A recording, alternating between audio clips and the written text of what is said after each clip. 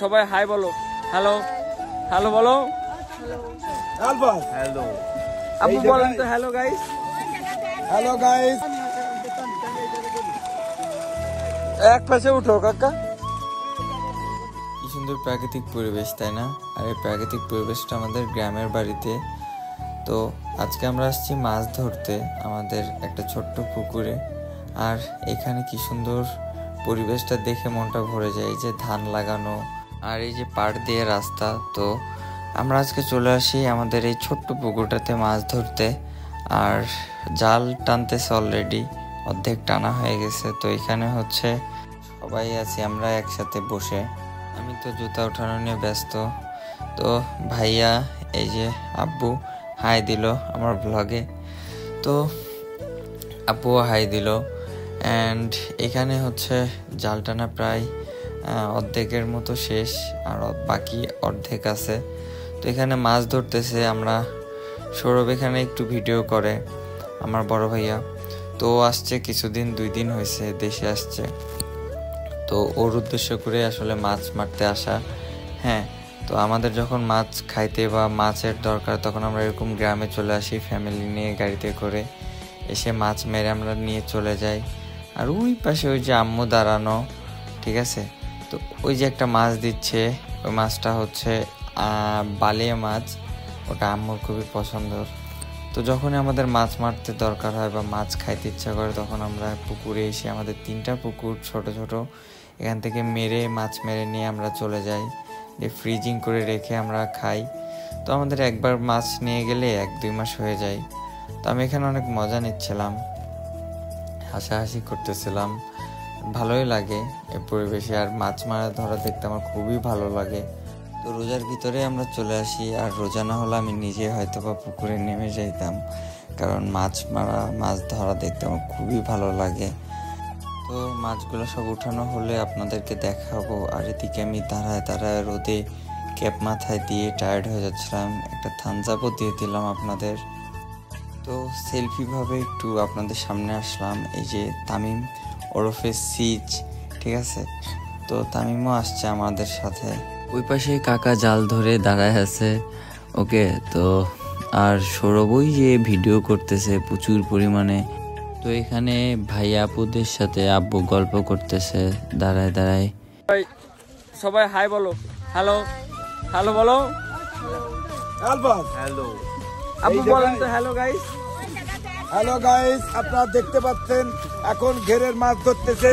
এখানে বেলে মাছ, রুই মাছ, কই মাছ, আই মাছ, সমস্ত মাছ। এই ঘেরের মালিক অবসরপ্রাপ্ত সার্জেন্ট ক্লাস। আসসালামু আলাইকুম।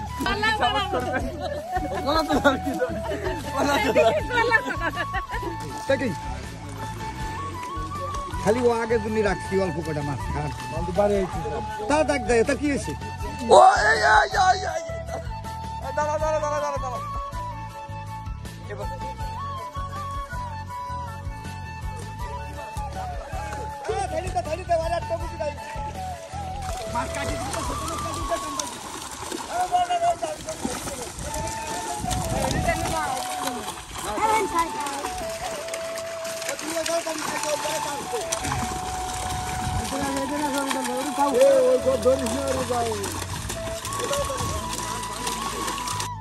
তো গাইস, এই যে মাছগুলো অনেক লাফালাফি করতেছে, আসলে দেখতে কিন্তু অসাধারণ লাগতেছে, তাই না?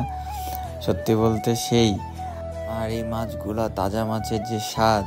এদিকে আপু তো হেঁটে আসতেছে, ভাইয়াও আসতেছে, সৌরভ ডেকে হাই দিচ্ছে। হ্যাঁ, ওই যে আবারও হাই দিচ্ছে, আম্মু ওই যে টাটা দেয়। ওকে, তো হচ্ছে এই মাছগুলা ধরতেছে। এখান থেকে বেছে বেছে যে বড় মাছগুলা, সেগুলো আমরা নিব, কারণ বড় মাছের অনেক স্বাদ। ছোট মাছগুলো আবার ছেড়ে দিব পরবর্তীতে আবার ধরার জন্য। তো এখান থেকে এই যে বড় বড় যে মাছগুলা, এই মাছগুলো সব হাঁড়ির ভিতরে রাখতেছে আমাদের জন্য। সব বড় বড় মাছগুলা বেছে বেছে আমরা নিচ্ছি, ছোটগুলা এখনই সব মাছগুলা ছেড়ে দিব। এখানে মাছ নিতে নিতে তামিম ওইদিকে দৌড় দিয়ে চলে যায়, কারণ বড় সড়ো একটা মাছ মাটির উপরে লাফ দিয়ে উঠে যায়। তামিম ধরতে পারে না প্রথমে, তারপরে তামিম ধরে ফেলে মাছটা। আর খুব পাট নিয়ে আর কি আসতেছিল মাছটা ধরে। তো গাইস তারপরে এই দিকের মাছগুলো আমরা উঠাই অ্যান্ড এই দিকের মাছগুলা খুবই ফাজিল ছিল, কারণ হইতেছে এই মাছগুলা যখন একসাথে করে তখন প্রচুর পরিমাণ লাফালাফি করতেছিল, ওরা বের হতে পারলে বাঁচে। আর এই লাফালাফির কারণে যত এই ঘোলা পানিগুলো আছে সব আমাদের গায়ে দিচ্ছিল। আমি কালো একটা গেঞ্জি পরে আসছি, আমার গেঞ্জি সাদা বানায় ফেলছে এই ঘোলা পানি দিয়ে। তো যাই হোক, তারপরেও বিষয়গুলো অনেক মজার এবং মজা লাগতেছিল, লাফালাফি করতেছিল এতগুলো মাছ একসাথে, খুব সুন্দর লাগতেছিল দেখতে অ্যান্ড আমিও খুব মজা পাইছিলাম। এই যে প্রচুর পরিমাণ পানি ছিটাইতেছিল আমাদের দিকে।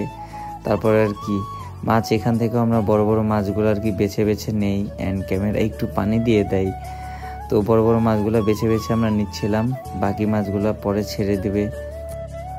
ওকে, তো বড় মাছগুলো সব এই যে হাড়ির ভিতরে আমরা বেছে বেছে নিয়ে নেয়, ছোট মাছগুলো ওই যে জাল থেকে সব আবার ছেড়ে দিলাম, কারণ যা তোরা এবার মুক্তি পা। আর বড় মাছগুলা বাসায় যেয়ে খুব খাবো আমরা মজা করে। তো এটা কি ভাই, কি বড় মাছ, ভাইয়া মাছটাকে ধরে অ্যান্ড যতগুলা মাছ উঠছে সব থেকে বড় মাছ এইটা। অ্যান্ড মাছটা আমার বারবার উঠাইতে বলে, কিন্তু আমি তো পারি না, আমার একটু ভয় লাগে। তারপরে চেষ্টা করছিলাম, তামিম আমার দেখাই দিচ্ছে বারবার যে 2 আঙ্গুল দিয়ে মাছটা উঠাইতে হয়, কিন্তু আমি উঠাই না। কিন্তু সৌরভ এসে তারপরে উঠাই ফেলে মাছটা, উঠায় আমাদেরকে দেখাবে এখনই। ওকে, সো লেটস গো। সৌরভ এখন আমাদেরকে মাছটা উঠায় দেখাবে, সে 2 হাত লাগায় আমাদেরকে দেখালো, কিন্তু আমি ভয়ে ধরি নাই। গাইস দেখতে পাচ্ছেন এটা দেশি বেলে মাছ, কি সাইজ দেখেন গাইস, একদম এটা বাইলি মাছ না? বাইলি মাছ ভাই, কি ভাই দেশি বাইলি, স্বাদ নাই হবে। ওই যে আমরা মনে আছে কুয়াকাটা যে খাইছিলাম ভাই।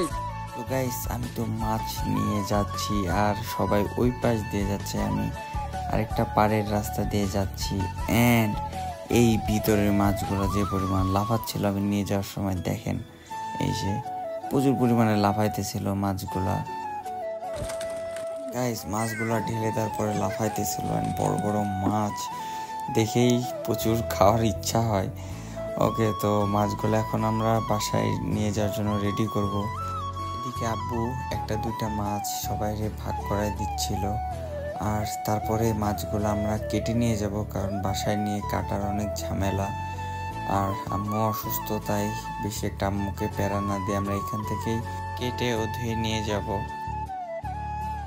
তো গাইস মাছগুলা ব্যাগ ডালায় সব নেওয়া হয়ে যায় অ্যান্ড আম্মু আব্বু গাড়িতেও উঠে যায়, ভাইয়া আর আপু ভিতরে।